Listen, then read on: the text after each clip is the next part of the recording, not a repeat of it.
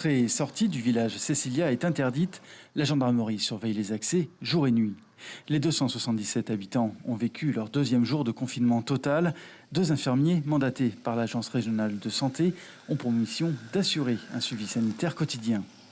Surveiller ceux qui sont positifs, savoir comment ils vont, leur poser la question de savoir s'ils ont des détresses respiratoires, des signes aggravants.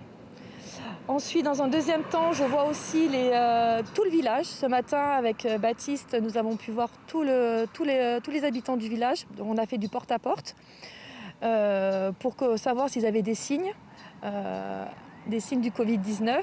Ces informations sont ensuite transmises à la mi-journée à un médecin du centre hospitalier de Cayenne qui décide du nombre de prélèvements à effectuer sur place l'après-midi même en vue de réaliser de nouveaux tests de dépistage.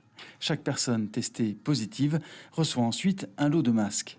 50 masques par cas positif. Voilà.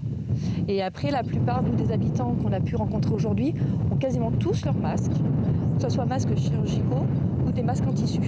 Selon les infirmiers, si quelques habitants sont angoissés, la plupart comprennent la nouvelle mesure stricte d'isolement. La proposition formulée par l'ARS et la préfecture d'héberger les personnes porteuses du virus dans un hôtel de Sinnamary n'a pas eu de suite.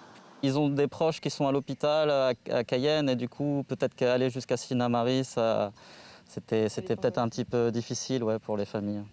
Je pense que c'était un petit peu là-dessus que ça se jouait. Seules les personnes présentant des symptômes du Covid-19 sont testées. Dans un courrier daté du 10 avril, la mairie de Matoury a demandé à l'Agence régionale de santé de généraliser ce dépistage. L'ARS s'y oppose pour, affirme-t-elle, ne pas courir le risque de rassurer à tort, en cas de faux négatif, des personnes qui seraient en fait en période d'incubation du virus.